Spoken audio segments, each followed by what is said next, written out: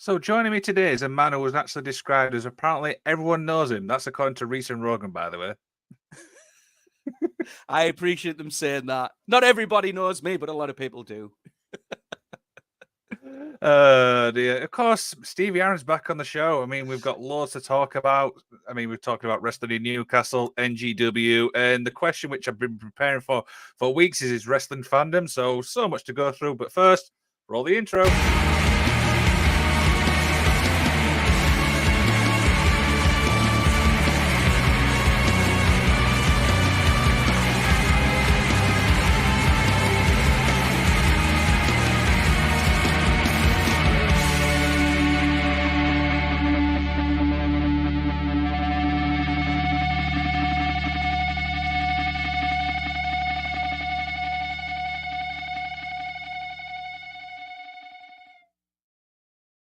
So before we came on the air, we were just saying that the last time I saw you was obviously December, the NGW show. It looked pretty hectic there. Do you know what I mean? It looked pretty hectic for you. You looked like you were all over the place. I'm just enjoying the ride. No, I've got the headset on, right? And I'm obviously getting instruction and obviously announcing, big building, great crowds. Did you enjoy it? I absolutely loved it, by the way, and especially first time seeing a cage match as well. Brilliant. Yeah, it was good fun, wasn't it? And obviously Miles was on the show, and he's hopefully he keeps at it. He's going to go far, I think. It was absolutely a great show. We'll obviously talk about later on the next NGW show, but I want to start with obviously a show we've not really spoke about much on this show. It's one obviously I'm going to be there in May. You're a bit surprised with that, saying I'm going to show up. I can't even remember where you said you lived, but I'm guessing it's not quite south of the border, but it's a bit far for you to travel. How far is it, Liam, to Newcastle? It's just short of 2 hours. Oh, it's not that bad then. So it's like me obviously driving to Hull, so it's not too bad. Yeah. No, but when obviously the tickets were there, and I will be honest, the thing what really actually caught my eye was it's the names. Settle the Score. It was just for some reason that name drew me in. I don't know why. It's weird. And it's my name. We actually had a discussion about the name of that event, and we were just throwing things at each other, and it came down to, I feel quite strongly about this, and this is probably a topic that we may have touched on in the past. I think I feel quite strongly about wrestling event names. Make it sound like an event. It's not a show; it's an event, and I think there's just one too many that I think are unimaginative. Which is fine sometimes, Great North Rumble isn't that clever, but you know what it is as a wrestling fan. There's a few that are just a little too cute or on the nose or parody. Obviously, this is on the 4th of May, May the 4th. Everybody does the Star Wars reference and that kind of thing. But I think wrestling should be presented in a certain way. I like the more serious names, and I think Settle the Score. And I think I must have been thinking about like Rowdy Piper and Hulk Hogan. The war to settle the score. Let's shorten it. It wasn't my idea to shorten it, but I remember throwing that name around and settle the score. And some scores will be settled on that date. There's quite a few rivalries going on in wrestling in Newcastle. It's still a brand new promotion. It's only been going for a year now. And it should be another great night. Of course. So as we're obviously recording this, there is obviously 3 matches announced for the card. The first one's obviously Brady Phillips, who obviously I've seen at Drew Great, against Isaac North. I mean, what were we expecting with this one? Oh, this could be chaotic. Obviously, Isaac North from the Temple of Malum has caused all kinds of problems for Brady Phillips and Shreddy as well. And they're going to have an opportunity to settle a score, or will Isaac North take the championship? Who knows? You've got Violet Vendetta on the outside. She could be a factor. Should be an exciting main event. Of course. And you mentioned Shreddy there, and this is one match I'm looking forward to, is Shreddy versus Rob Drake. Is this kind of like leading also with the feud, what you just mentioned there? Yeah, so Rob Drake, the other half of Temple of Malum, don't know if Violet Vendetta or his partner in Isaac North will make an appearance in that match as well. Maybe Brady will get involved with that. It's, it could really break down, but that is the other main event. So it's like a double main event. We'll see what scores will be settled. Of course. And before I came on, this is two talent I'm not familiar with, so I'm excited for this. Ian Skinner versus Henry Forst. So Forst's looked impressive. Skinner, I don't know if you've seen the video. There was an elimination in the Great North Rumble, and Ian Skinner obviously vowing to get some revenge on Henry Forst, who believes cost him the match. Of course, you see the footage. It was perfectly legal. It was an elimination over the top rope and to the floor, and it'll be exciting to see them go one-on-one in May. Yeah, of course. So you just mentioned Great North Rumble there. Let's take a few steps back and obviously talk about the Great North Rumble, which was obviously January, which was 3 weeks ago, I believe. Is that right? That's roughly about right. Something like that. Yeah, a few weeks back. Yeah, it was a sold-out crowd.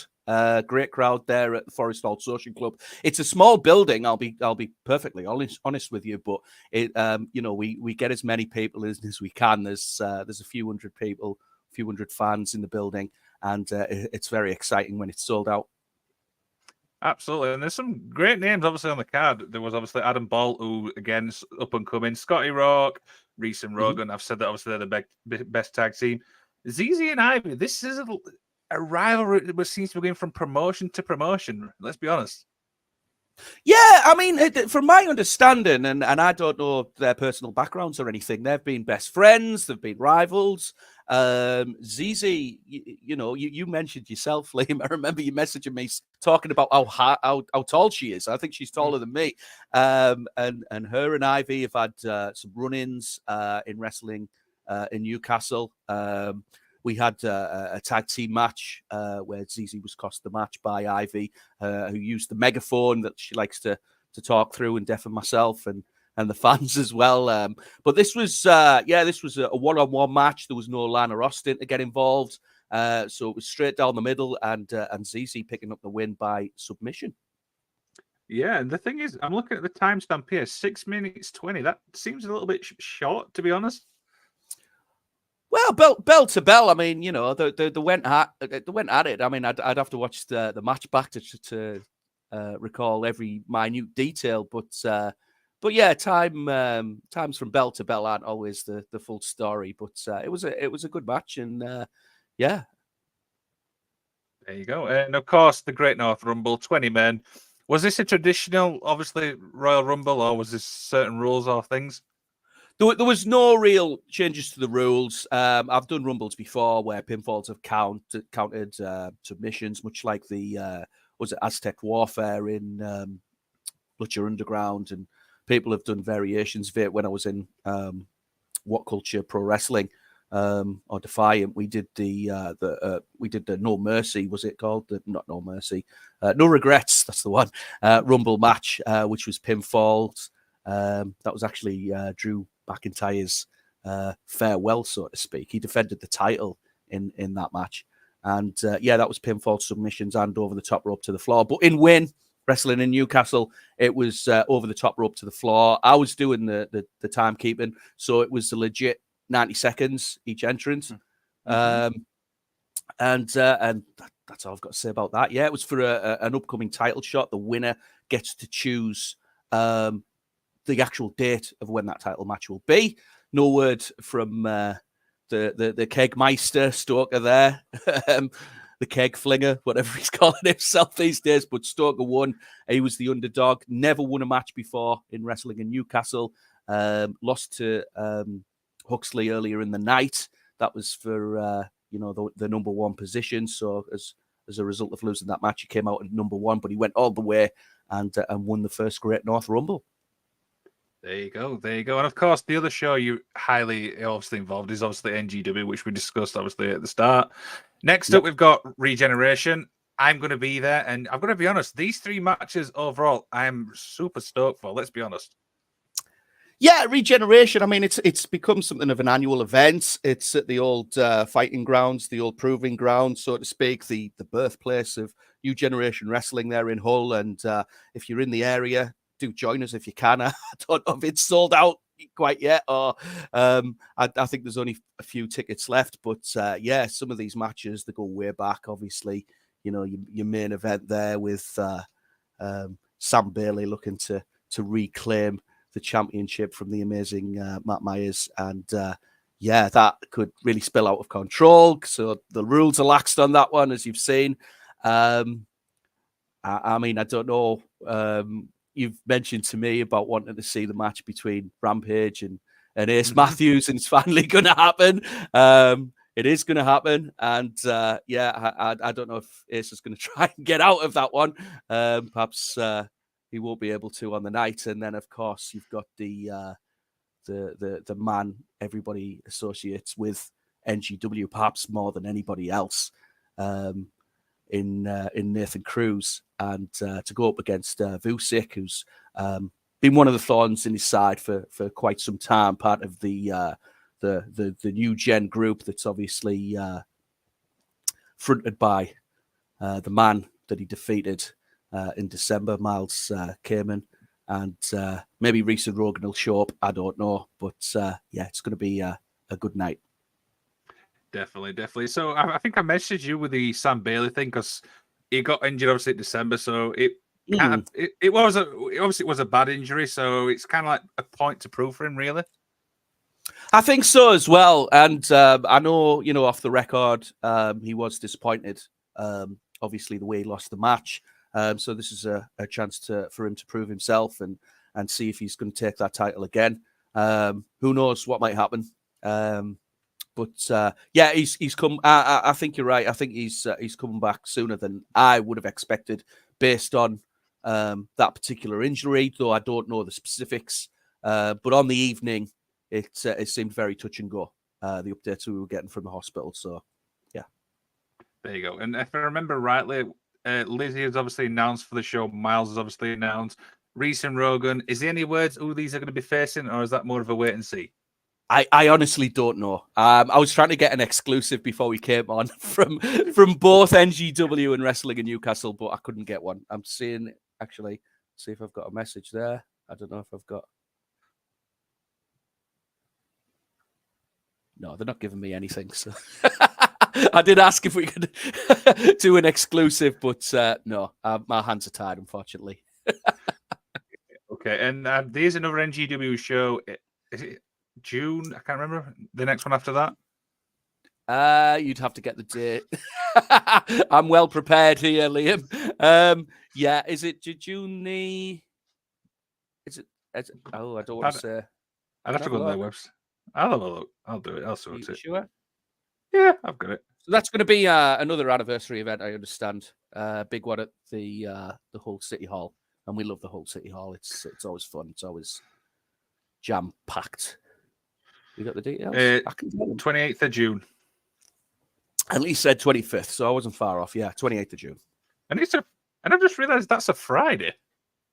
They've done Friday before, yeah. It's been a big thing with NGW, but thanks for reminding me there. Yeah, Friday night. There you go. So the one in March is obviously Eastmount, and the one is obviously Hull City Hall. Is that correct? Hull City Hall. That's the much bigger venue. It's always great there. That's the venue where I always tell people there was that one Christmas. It was Eternal Glory one particular year, which is their biggest event, and we had to turn people away. It was completely sold out. So yeah, even I don't know how many people in there. They tell me that I hear mixed things. I never count the attendances, but people have told me that they've had over 1,000 people in there, and they're not supposed to. Hopefully, no one from Hull Council's watching this, but I don't know the exact figures. Nathan Cruz would know the exact figures because he loves that stuff. So ask him. We can edit this out, don't worry. Keep it in. It's fine. Okay. So one thing I've always wanted to ask you is the wrestling industry, the wrestling scene in the UK. For you personally, what's your honest opinion on the scene as a whole? I think there's a lot of places, and it's not necessarily a good thing. I'll try and keep this as positive as I can. There's a lot of places in terms of a lot of the talent, the good talent, and I do mean that, and people getting around. I mean, I know you've had Shreddy on the show, and he's doing really well now. He's just posted on social media about how his calendar's completely full, and good on him. I'm glad that he's getting the work. So in that regard, it's good. I'm still not keen on the places that only draw flies, for lack of a better term. Some of the talent obviously not ready, which I think isn't fair to audiences. Now I know that some of these events, the tickets are cheap, much cheaper than £10, which is pretty wild in this day and age, to go to see any kind of live event for less than £10. But it's not necessarily a good thing because the quality's not there. There's a lot of, for lack of a better term, green talent and people who maybe should just stick in training for just a little bit longer. Obviously, the name promotions, the promotions that you've heard of, if there's any fans out there that are unsure about attending a live event, check who's on there. Do they get around the UK? Are they national talent? How much of the tickets is it going to be worth it? Maybe you don't mind paying £7 for an event that, you look at the poster and think, well, they don't look particularly like wrestlers, but if it's £7, maybe I'm helping out. But I'd much rather they went to an NGW or a Win or one of the established places. I think as well, for me personally, I'd like to see promoters get away from, or who's ever booking the events or running the cards, just move a little bit away from the wackiness that I'm seeing, the things that are posted online, the videos and stuff, because I think there's too much parody. And it goes back to what we were speaking about earlier with the names of events and stuff. And I know it's a progress thing. I know they like to call the events, silly references or references that don't make sense or anything. But and that might be okay for their fan base. But in terms of drawing new people, casuals, what do they think of that? They're going to be very confused. Booking soap stars, I don't know what I think about that. You know what I'm talking about. Let's just get back to this is what it is. This is pro wrestling. It's good enough as pro wrestling. We don't need to put the hat on a hat. We don't need to do the wackiness. We don't need to do the silly things.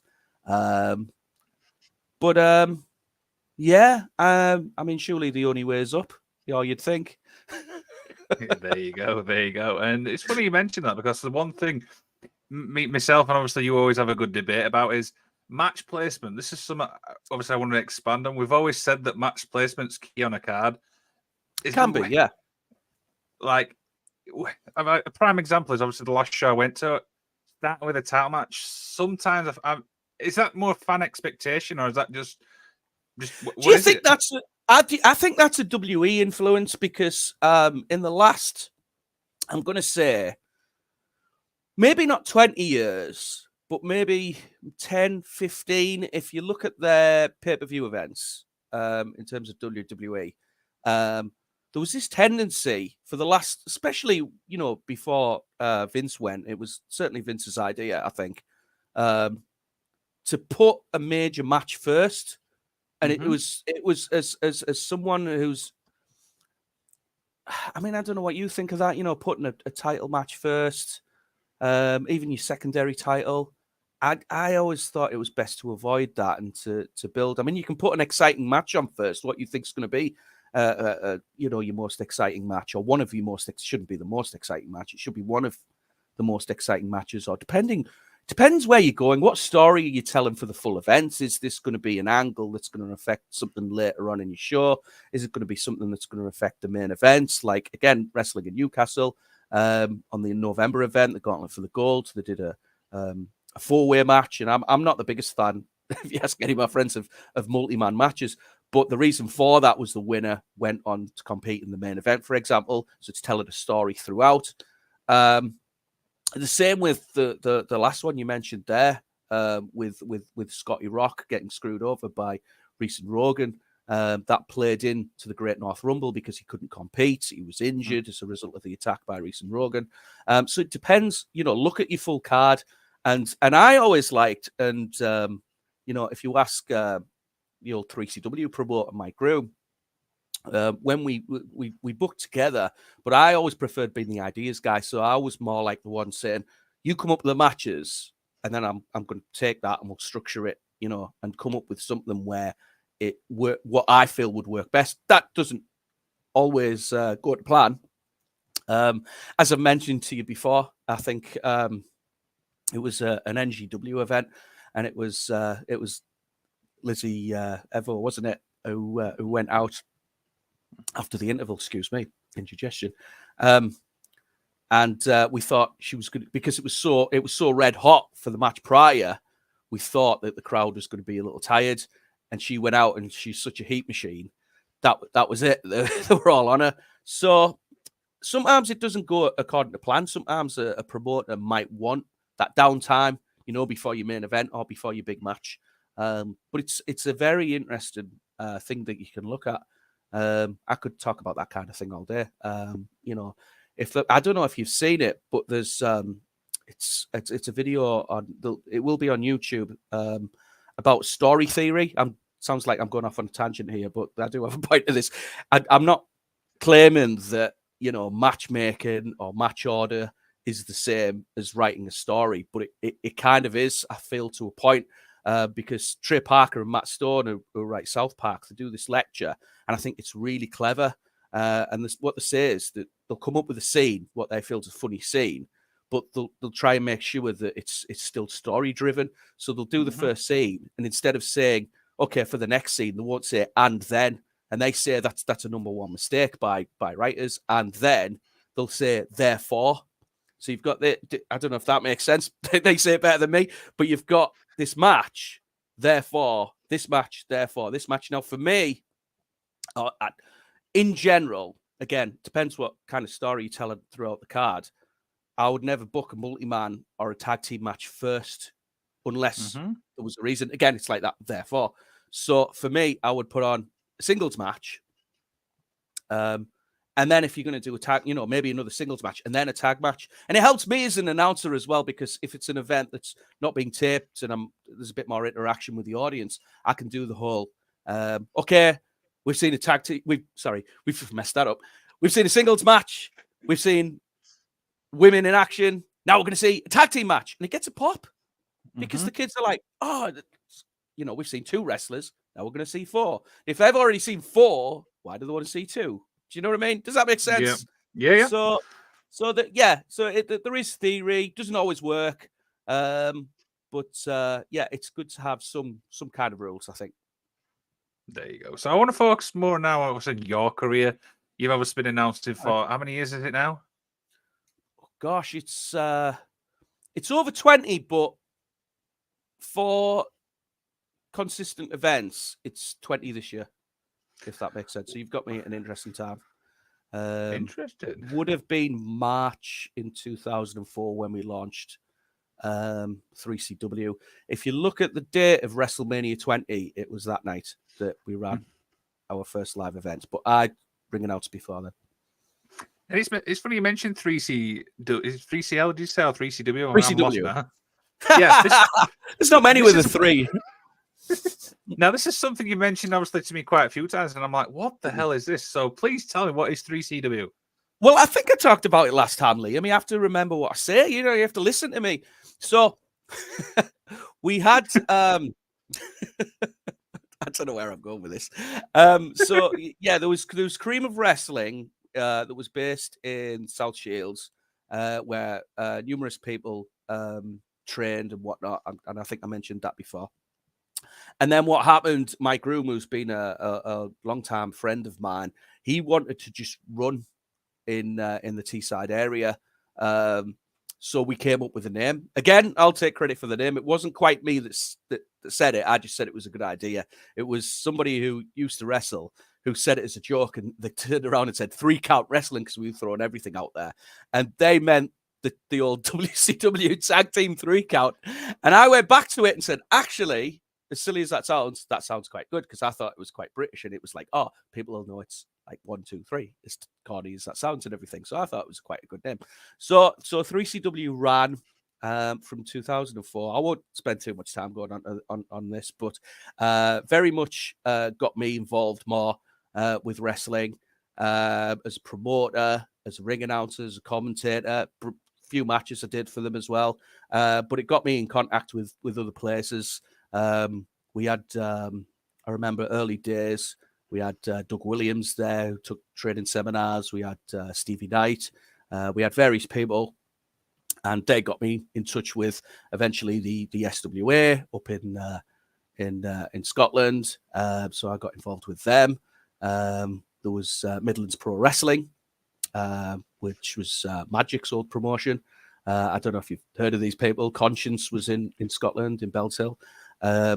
It got me announcing NWA matches, which is cool. I had a conversation the other day about this, just saying how cool it is to be involved with the NWA. There's just a feeling of legitimacy. When I did MediaCon some years back, it was Doug Williams versus Nick Aldis for the NWA title, and this is when they were filming. I don't know if you've seen it, Liam. They were doing the little videos, when they built up like Cody for the title and stuff. So they did this big match with Nick Aldis defending the title against Doug Williams, and I got to announce it. And they had the ring apron with the NWA on. And when you're announcing an NWA World Title match, you're like, okay, I'm legit now because this is the real world title. You know what I mean? So I did kind of mark out for that. So in SWA, what they had, because they came from like Hammerlock, who were the official UK NWA territory. So they had the NWA Scottish Championship. So I got to announce the NWA Scottish title. So we had a working relationship with 3CW. I've gone off a tangent there. So with 3CW, we had a little working relationship there. And these were just mostly local events. Sometimes, we ventured out. If you remember the whole, I don't want to go on to this, but if you remember the whole 1PW Will Not Die thing, 2007, it was 3CW that were involved, along with Len Davies with Real Quality Wrestling, who I was also working for at the time. So it was cool for me. And then they ran until 2013, shut shop, came back briefly in 2016 and ran till just before 2019. So they weren't around for too long the second time. But I've got a lot of fond memories of 3CW, and obviously a lot of my friends came from there and stuff. One of the coolest things is when we had like Takeshi Morishima from Pro Wrestling Noah, and he won the 3CW title, and we made news online, and this is, just before social media sort of took off. So it was cool to see him, on some of the wrestling sites saying that new 3CW champion Takeshi Morishima, and we give him a T-shirt. And I don't know if you remember Takeshi Morishima. He's no longer at Pro Wrestling Noah now, but he's a huge man. Didn't speak a word of English. But I was told by Doug Williams, just speak to him in Japanese because that's what they do to me all the time. And I just remember the Noah music coming on in the building because we played at the start of the event because it was when Noah was quite hot, I would have said, in 2006. It had a following in this country. Yep. I don't know if you remember that time, but we had a lot of fans that just came up just to see Takeshi Morishima and Mohammed Yon. And they were, at the time, the Global Honored Crown Tag Team Champions. And he was marking out. He's going, Noah music. And I'm like, yeah. Didn't speak a word of English. And I'm trying to have this conversation about how he wrestled Masawa quite recently. And I'm saying, Masawa. And I think he understood it was just little words that you can pick up on. I don't know if you've ever had a conversation with somebody who can't speak English but speaks Japanese. It's really interesting. You just pick up little things that he was saying. It was like, and he's telling me about, he's talking about the backdrop driving suplex. I'm like, yes, and Masawa-san, and I'm trying to, not use broken English and not be disrespectful and stuff. And and having this conversation, he's speaking full Japanese, I'm speaking full English, and it was that was cool. So I've got a lot of memories. I could spend all day talking about things like that from 3CW. But yeah, that was 3CW.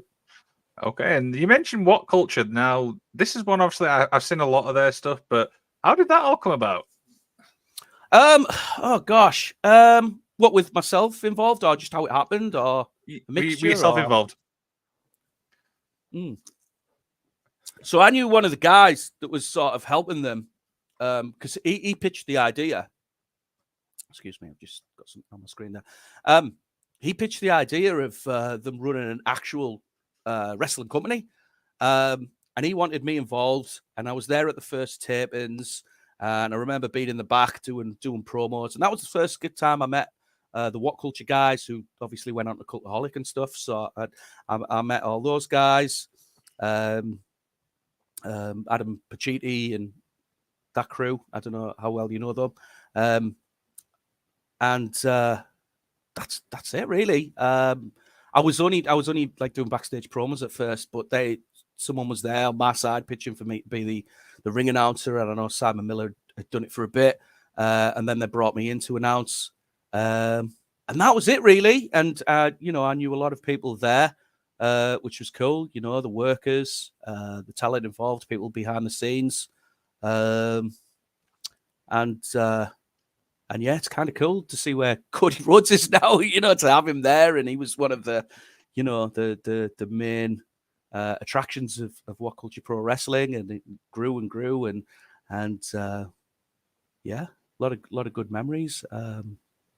Gabe Kidd was there when he was very young. He got over, and now he's, doing good things in New Japan. I saw a clip earlier today. I don't know if you've seen it. And it's, man, so it works both ways, It's cool to work with the big stars. Obviously, Will Ospreay was there, Drew was there, Walter, at the time. So it's cool to see those guys, but it's also cool to see, people building themselves up and going on and doing great things, like say Gabe Kidd and Joe Hendry, who's a good friend of mine. And now he's in TNA and stuff, doing really well. What Culture was an experience. The best thing about What Culture I liked was doing the live pay-per-views that went out. Actually going out live. Again, I'm going to name drop Doug Williams again, just because he was an agent there, and I remember being really nervous for that first one. They Refused to Lose in 2016, and we had Jim Cornette there and Jim Ross on commentary, which was insane. And, I'm such a Cornette mark. I really am. And just to sit down and talk with Cornette, and all we did was talk. I had so many things to talk to him about in wrestling, and all we did was talk about Donald Trump, because Donald Trump wasn't in power yet, and we were just laughing about, and Trump said this and Trump said that. So before we went out, we were joking about that. But to get to my point, Doug Williams, I was saying, it's nervous. We're going out live. This is amazing. This is what I wanted to do. And he says, it's just, it's a live event that just happens to be taped. You've done this, for nearly 20 years, Stevie. It'll be all right. And it was, I was the first one out there. And it was just so cool. We had Kurt Angle against Joe Hendry in the main event. Amazing. And I remember Joseph Connors against Martin Kirby on the undercard. Well, it was like a double main event. That was a title match.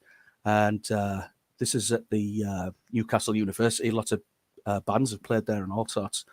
So we're going out live. Kirby comes to the ring. He's getting this huge reaction because he's got over through the tapings that we were doing for YouTube and stuff. And I've known Kirby before he became a wrestler, and he trained even through 3CW and other places and stuff. And he just turned to me and just went, "It's all right, this Steve, isn't it?" And I'm like, "Yeah, this is cool. This is what I wanted to do."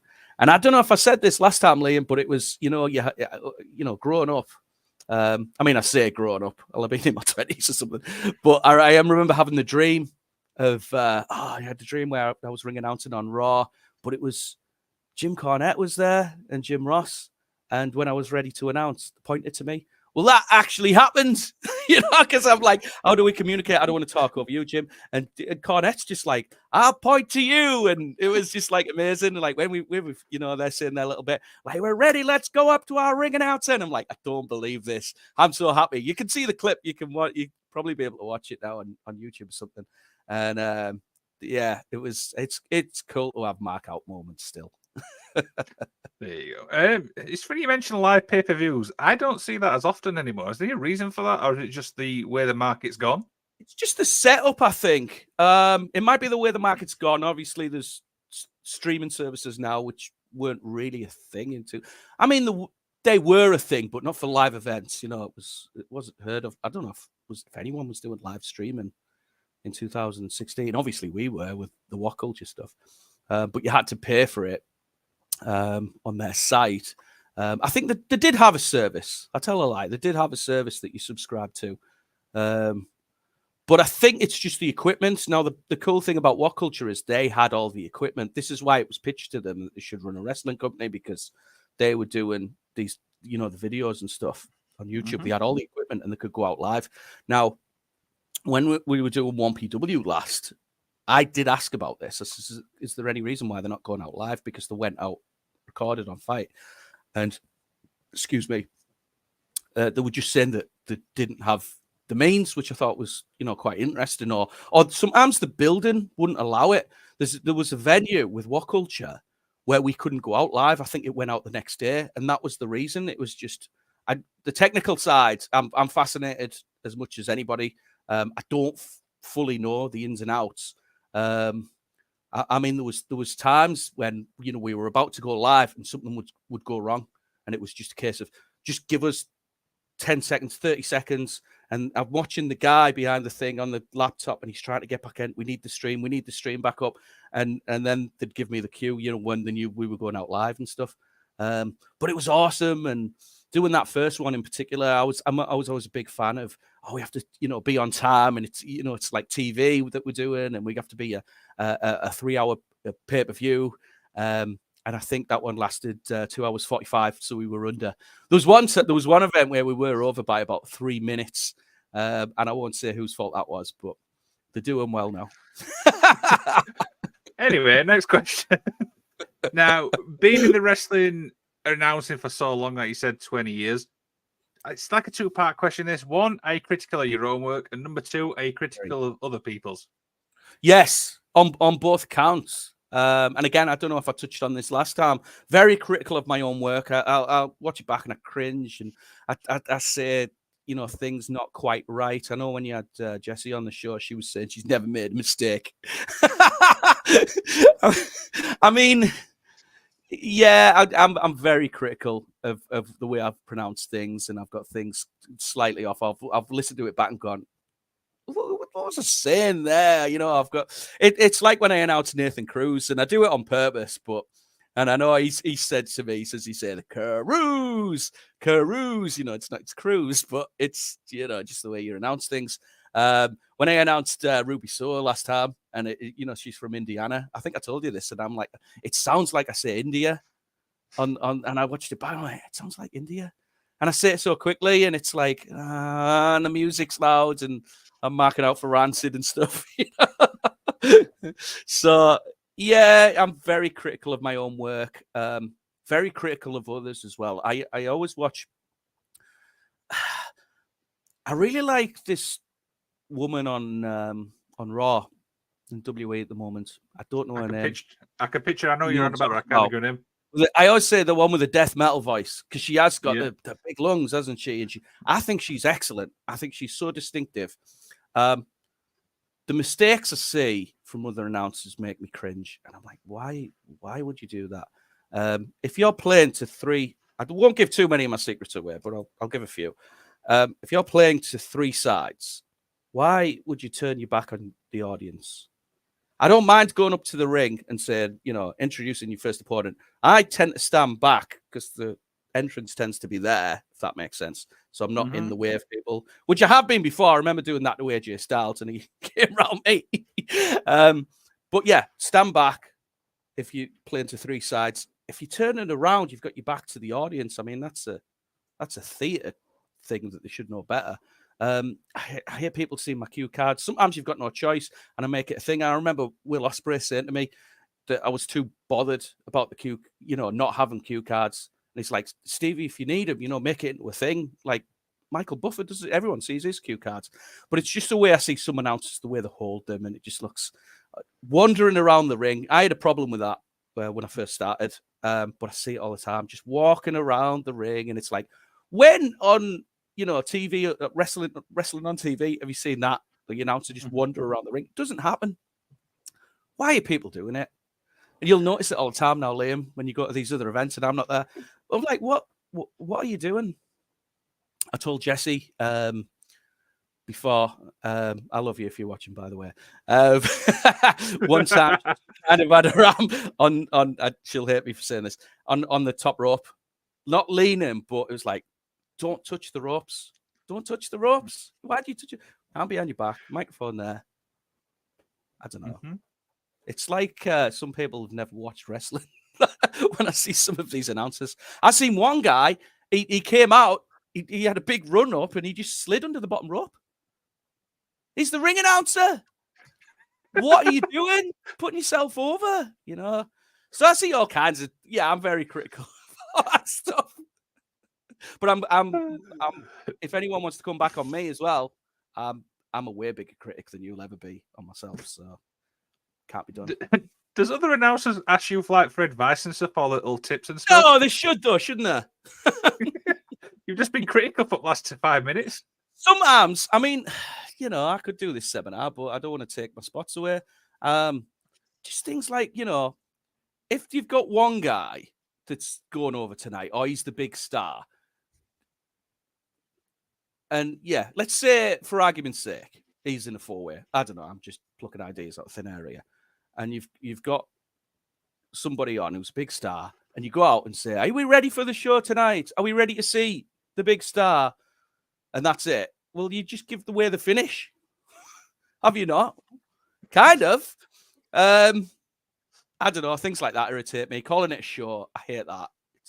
It's an event. Or, you know, whatever name the event is. Settle the score. Welcome to Settle the Score. I'm not going to go welcome to the show. Now, if I do that, you can come back on me. But it's not going to happen. Okay. You know I'm going to listen for that, right? Listen for that. If I say show, you can be critical of me as much as you want. You can give me 2.5 stars, whatever you want. Yeah, we'll see. We'll see. So, being in the wrestling world, like I said, for 20 years, you've obviously met so many wrestling wrestlers, so many stars and stuff like that. If you could pick 2 stars which stick out for you, and we're talking 20 years, what could they be? I can't, because they'll be either slagging somebody off, or they'll be X-rated, or I don't know. I've said a few today that are quite nice. I don't know. Do you want me to name drop, or It's entirely up to you. I think I told you the Manami Toyota story before, didn't I? And the Ric Flair one and stuff like that. Just, you know, not to mark out for these people, but it's just cool. Like, you know, when I did the Q&A with Ric Flair, and I went backstage, and he's there with his, you know, with 2 women, whoever he was with at the time or whatever, and I just said, "How was that, you know, Mr. Flair?" And he's like, "Oh, that was really great." And then he started going, "You know, these 2 women are really smitten with you." And I felt like I was in like a Raw skit or something. And I'm like looking for the camera. And it's, so, you know, just little things like that. It's the little things. But I think, you know, when you see your friends or people that you've known for years, and you see them again after not seeing them for a long time, it's cool. I know wrestling, you know, they say there's a lot of seedy things that go on behind the scenes. And, you know, I'm not defending it. I think that's true for everywhere. But, you know, some of the, you know, most interesting people I've ever met, you know, I've met in wrestling. And as I think I said before, I haven't seen in person Ollie Burns for years, but we do, you know, we've spoken online, and it's cool to keep in contact. And then when I see him again, it'll, you know, be a big hug or whatever.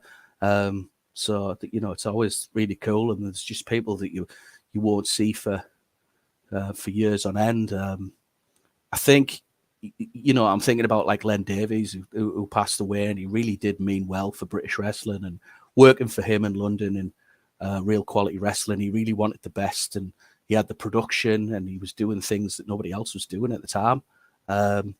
So I think he's a little bit of an unsung hero in some ways with what he was trying to do.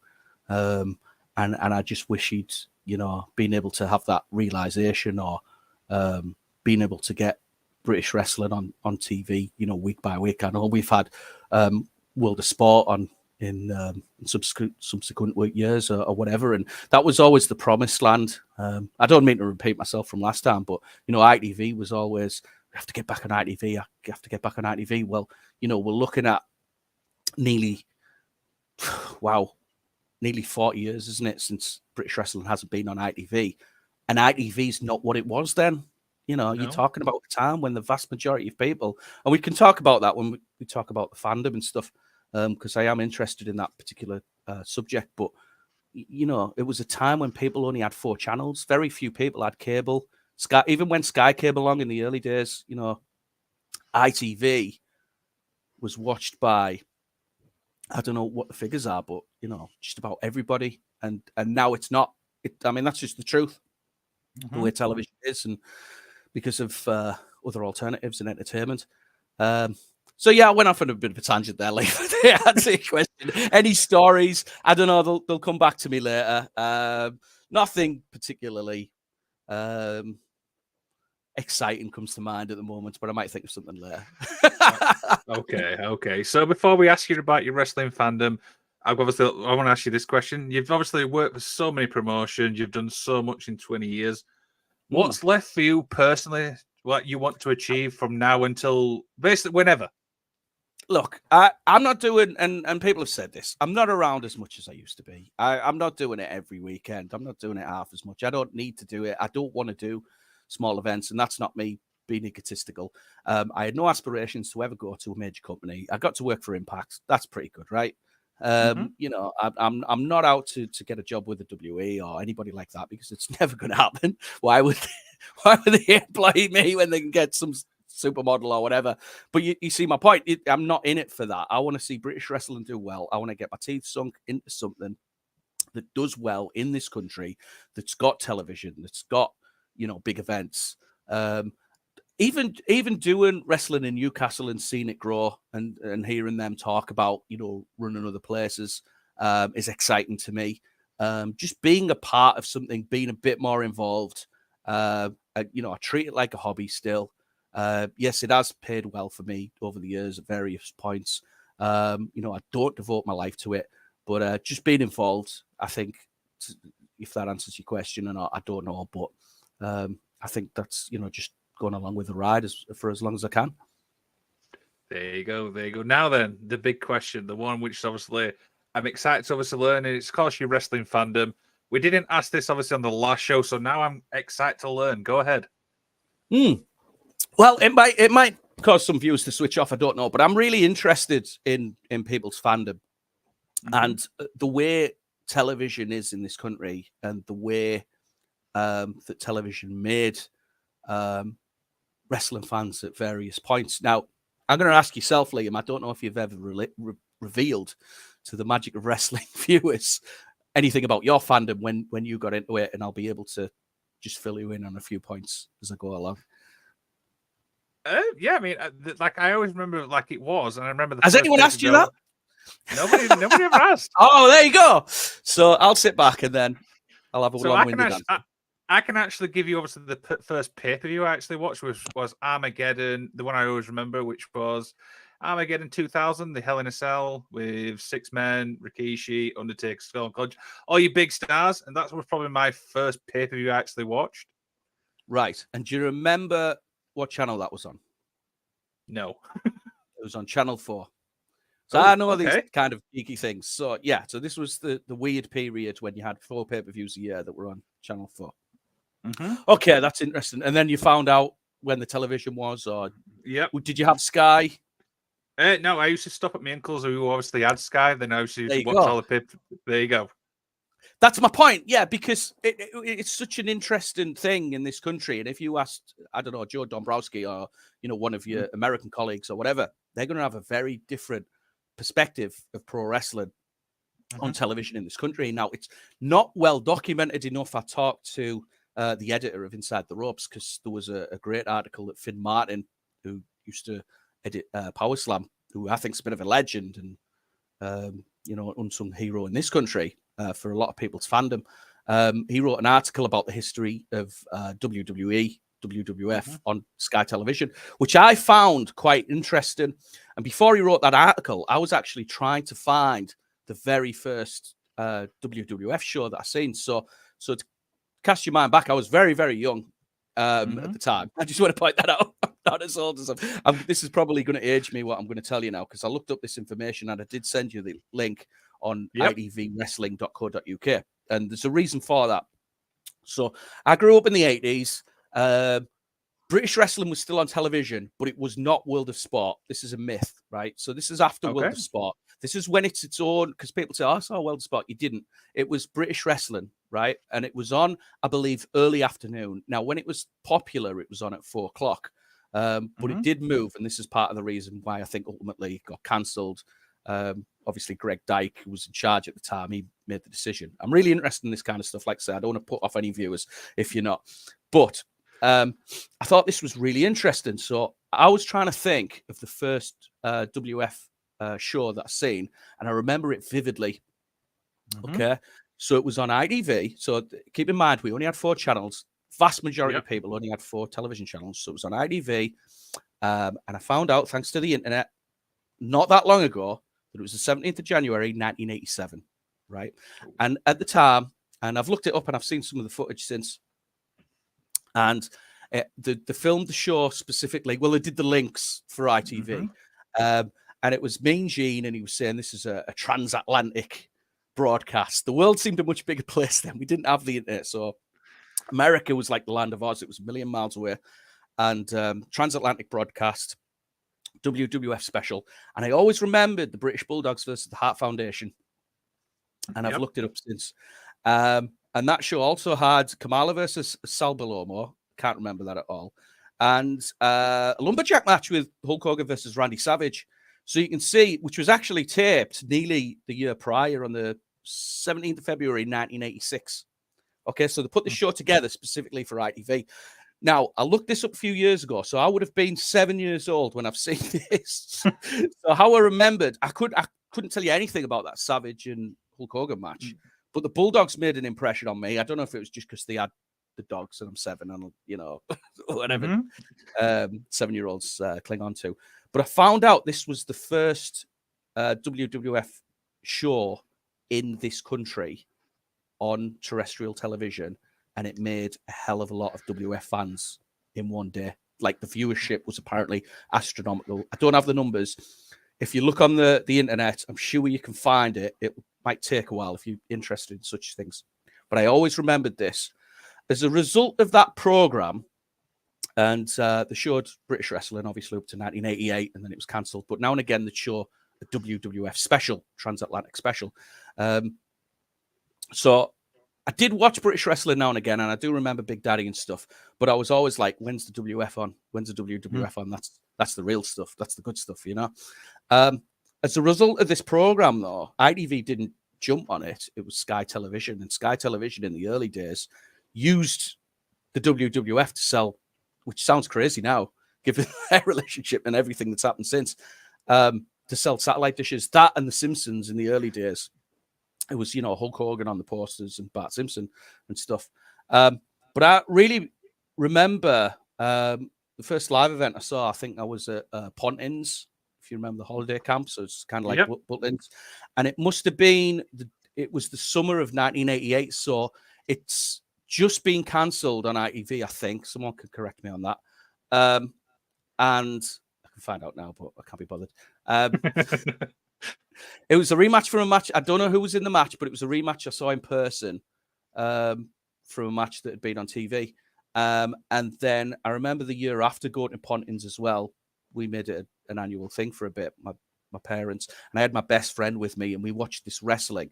And I thought this was quite interesting because I thought about this not that long ago. So I'd been 9 years old when I seen my second match or whatever it was.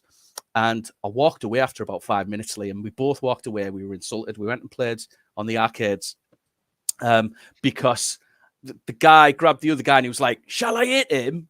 And it was real pantomime stuff. So I know that there's people out there that are more old school than even me, and they're going to be like, "No, that's the proper stuff." That's actually going to put a lot of kids off, that kind of, "Shall I hit him? Should I?" You know what I mean? And it's like, yeah, well, we were there going, well, of course you should hit him. Well, I don't understand this. And we didn't know it was a work, so we just thought it was silly. So we walked away. But then I remember my cousin, I became a big WWF fan when my cousin got Sky TV. And I'll never forget. So this is early 1990. And he said, "Do you want to watch wrestling?" And I thought he meant British wrestling. And I thought, "Is it back on or whatever, you know?" And he's like, no, WF's on Sky. And I'd remembered it because of, you know, the transatlantic broadcast. Sorry, it's a long-winded answer to this. But I'll go through my history because I'll tell you about some live events and stuff as well. So we watched an episode of Wrestling Challenge, it would have been, in the early 90s, and they were building up WrestleMania 6. Like, and still to this day, even when I've gone back and watched it and checked it, was it just nostalgia or whatever, I don't think they've managed to get that feeling of the way they did, the old event centers with Mean Gene there and the, interview with Ultimate Warrior and Hulk Hogan. The way they built up that match, it was just like, this is the biggest thing ever. I've got to see WrestleMania 6 now.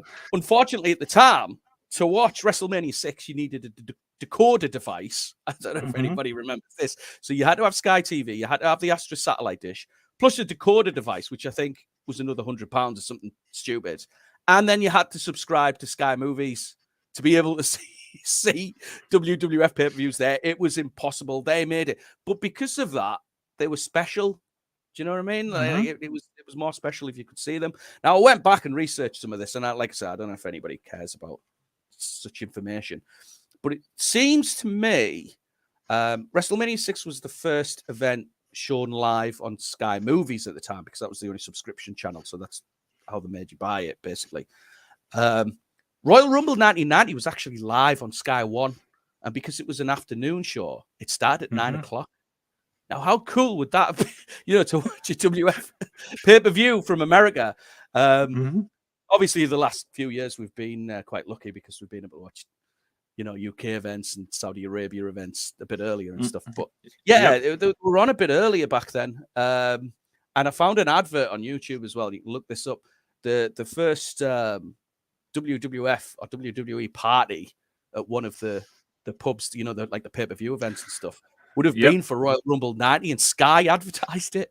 The advert is, and I couldn't believe it. And it's like, did people realize that this was going on in 1990? And it was like, how many people I wouldn't have showed up? And now, how popular was it? But I remember, in that time frame, it just suddenly got hotter and hotter and hotter. And that's obviously they ended up doing SummerSlam 92, Wembley Stadium, which I didn't go to. Friends did. But I became a huge WWF fan at the time. We had BSB, and I won't bore people with that, but it was an alternative Sky. Sky bought it out, and then suddenly I can watch WWF at the end of 1990. So I cottoned onto it quite quickly, became a big fan. And then as I went on, discovered other promotions, went to a live event in 93 at Whitley Bay Ice Rink. It was just after WrestleMania 9, that one, where the main event was Mr. Perfect versus Lex Luger. And I just remember thinking that match was so much better than the WrestleMania 9 one. Whether it was or not, I don't know. I'll never know now because it wasn't filmed. But yeah, sorry, it's a bit of a long-winded answer. But if you've got any questions surrounding that, Liam, yeah. I always remember, like, when I actually learned, like, there were wrestling promotions outside, like WWE, because when I was younger, I only ever thought there was WWE. And the funny thing is, when we first got Sky, I was flicking through the channels. I'm like, oh, there's Mick Foley. I thought he's WWE. And then it's like, oh, TNA. And then you go down the rabbit of TNA, then stuff like that, and so on and so on. And then for me, that's when I'm like, do you know what? I want to learn, more about outside WWE. Obviously, then you learn Ring of Honor, New Japan. Do you know what I mean? The list is endless. Yeah. Well, it was much harder then because obviously we're told that the only cats in town were WWF, British wrestling being cancelled. So that must have been naff, right? And WWF's it. I remember thinking WCW was a rip-off in a lot of respects, just because of the way they advertised things at the time. I think they had, I'll never forget seeing this. There was something out and it was called Super Slam or something. I don't know if it was a figure or it was a game or something. And just thinking, that sounds such a rip-off of like SummerSlam. You know what I mean? And it kind of put me off. But I remember WCW did air, not so much where I live in the Northeast, but in certain parts of the country, late at night on ITV. So you could watch WCW, but keeping track of it was a bit harder, I think. And then I found there used to be a German channel on the old Astra satellite dish. Again, the days before the internet, it's crazy. There was a German channel called DSF, and they showed WCW pay-per-views. So, folks, if you're complaining about wrestling today, it's so much. I know I sound ancient saying that. You just click on YouTube or you find the streaming service or whatever. Back then, I had to figure out the day and the time the WCW was on a German channel and watch it in German. Now, some people would say it probably made more sense in German, but there you go. Do you know what? This is a great thing to end on because it's something I've always wanted to learn is obviously wrestling fandoms. And you're right. Yeah. I think it's is it one of those things where once you find something, you're just going to go down a rabbit hole, as the saying goes? That's right, yeah, and you know, I went through. It was weird because it became really popular in this country, and it was such a phenomena. The early '90s and stuff. It really was. It just took off. WWF, and then I would say around about 93, 94, fans kind of dropped off. But I don't know if that was so much, you know, what they were doing in the promotions at the time. There wasn't, you know, your Hulk Hogan's and your Ultimate Warriors and things like that, and they focused more on your Bret Harts, and they brought new people in. And I remember one kid at school, I remember him saying to me, I stopped watching because they brought people in from WCW, and I didn't like that. And I'm like, but the Steiner brothers are awesome. Why are you saying that? Didn't understand it. But yeah, some people, you know, grow out of it, whatever that means, when, you know, they hit 13, 14, whatever age it is. And some people stick with it. And I think, you know, the people who are going to stick with it and be fans for life and the people who aren't.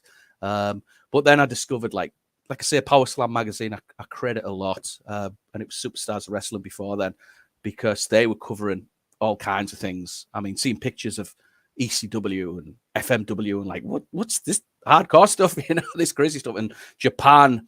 And then there was tape traders, and then to see stuff, you used to have to order through the tape traders, get the, you know, badly copied VHS. And that's how we watched it. And if it wasn't for that stuff, I might have, you know, stopped watching myself, because there was a point where I'm a bit sick of WF. I want to watch, you know, other things. But thankfully, discovered the tape traders and stuff.